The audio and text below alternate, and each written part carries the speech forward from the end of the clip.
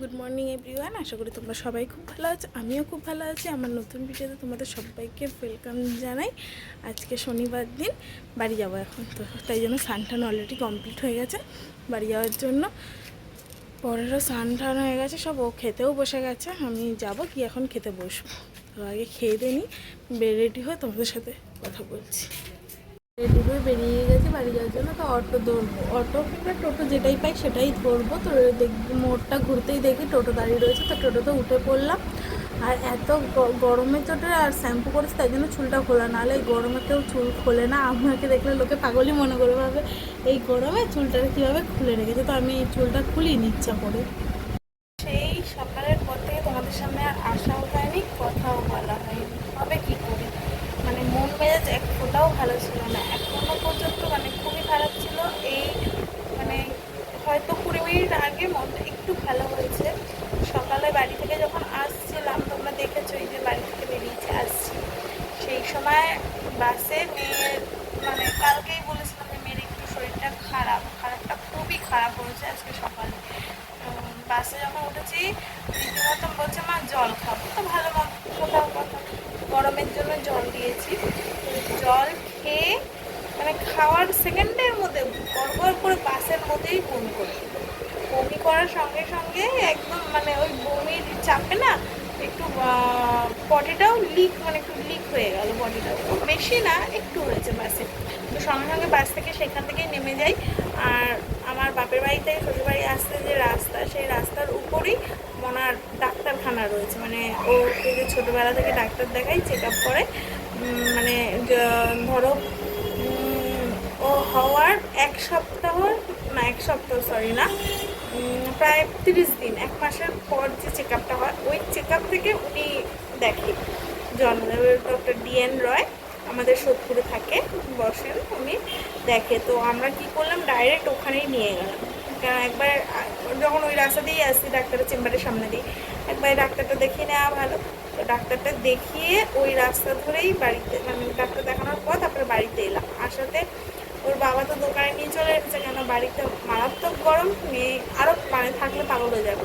দোকানে যেহেতু এসি আছে, তোমরা সকলেই জানো, তাই ও রীতিমতো মানে রোজকার মতো আজকেও দোকানেই চলে এসেছিলো। এসে ছিল, আমি তারপরে ওই 2টো আড়াইটা নাগাদ এসেছি। এসে একটু মুড়ি খাওয়ানোর পর আর ওআরএস দিয়েছিল, ওর মানে ওআরএস ঠিক না, ওই রকম টাইপেরই কিছু একটা, খুব হাই পাওয়ারের দিয়েছিল। খেয়েছিল, মা খেয়েছিল, খাওয়াতে পর ওই মুড়ি কটা খেয়ে আবার রীতিমতো সে পায়খানা দোকানেই করেছে। করার পর বুকে নিয়ে একটু শুয়েছি, ও ঘুমিয়ে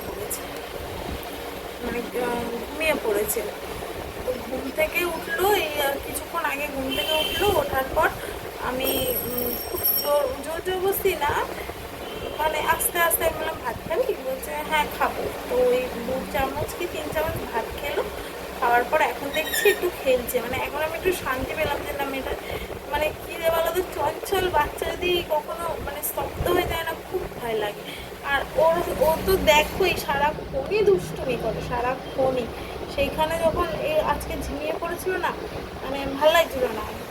আমারও তেমন, ওর বাবারও তেমন, ওর বাবারও শরীরটা খারাপ, ওরও পেট মানে ফুড পয়জন, ডাক্তার বললো কি এটা ফুড পয়জন, খাবারের থেকেই হয়তো হতে পারে, কেন এত গরমে এত তেল মশলা খেয়েছে রিসেন্টলি জামাই ষষ্ঠীর জন্য, ওই জন্যে হয়তো হয়েছে। তো ওই জন্য মন মেজাজও ভালো ছিল না, মানে ক্যামেরাটা যে অন করবো ওই ডাক্তারখানায় গিয়ে সেই ক্ষমতাটা আমার ছিল না সেই সময়। আর আমি একটুতেই খুব ভেঙে পড়ি, আমি স্ট্রং নই যে সব কিছু মোকাবিলা করতে পারবো, আমি খুবই দুর্বল, আমি একটুতেই ভেঙে পড়ি। আমার মেয়ে যখন মানে যখন অতটা করে ওকে চেম্বারে নিয়ে যাচ্ছিলাম না, মেয়ে আমার পুরো রীতিমতো বুকের উপর শুয়ে পড়েছিল। আমার মেয়ে শুয়ে পড়েছে, মানে আমার অবস্থাই হয়ে গেছে। তো এখন একটু ভালো হয়েছে, ঠাকুরের ইচ্ছে, তোমরা সবাই ঠাকুরের কাছে মানে প্রার্থনা করো মেয়ে যেন তাড়াতাড়ি সুস্থ হয়ে যায়, আমার চঞ্চল মেয়েটাই যেন আমার থাকে। তো চল আজকের মতো এখানে। আমরা কোথায় আছি, আমরা এখন ঘুরতে যাচ্ছি। বাড়ি যাচ্ছি বাড়ি। হ্যাঁ সামনে কুকুর আছে, মারো একটা লাথি। কুকুর আমি দেখেছি, কুকুর লাথি মারবো কেন? দেখ দীপা আমার ব্যাগটাকে ধপাস করে মারছে। না আমি তো এইসব ধরছি না, তো আমার পা ব্যাংকের মতো আমার পা এইসব পাগলাগুলোরে কোথা থেকে নিয়ে আইছি আমরা। হাঁটছে রঙে রঙে। আমি আমার ব্যাগটাকে এরকম দুলিয়ে দুলিয়ে হাঁটছি, আর ও দুপুর করে লাথি মারছে আমার ব্যাগটারে। এখন আমরা একটা জায়গায় যাচ্ছি, কোথায় যাচ্ছি বাড়ি যাচ্ছি, সেটা পরে বলবো। বাড়ি যাচ্ছি, আমরা বাড়ি যাচ্ছি। তুই তো বাড়ি যাচ্ছিস, আমরা কোথায় যাচ্ছি? তোমরা বাড়ি যাচ্ছ আমাদের বাড়ি এই রাস্তায়। দেখতে হ্যাঁ হ্যাঁ, ঘোরাও হলো, ঘোরাও হলো, বাড়ি হলো। হুম। চলো যাই, কাজটা আগে মিটিয়ে আসি, তারপরে বলবো, রাত্রে বলবো কোথায় গেছি। ছিলাম একটু ননদের বাড়িতে, তাই এমনি মজা করে তোমাদেরকে বললাম। তো সেই বাড়িতে এসেই ছাতু মুড়ি খাওয়াবো, তার ছাতু মুড়ি দেখেই তো ওর কান্না উঠে গেছে। আর বরকে বললাম খিদে পেয়েছে, তাই জন্য ও একটা প্যাটিস আমাকে এনে দিল, বলছে তুমি এটা খাও আর মনাকে ছাতু মুড়িটা খাওয়াও। তো মানে খাইয়ে তারপরে যদি ঘুমায় তো ঘুমাবে, নাহলে আজকের মতো ভিডিওটা এখানেই শেষ করলাম। টাটা, গুড নাইট, সবাই ভালো থেকো, বাই বাই।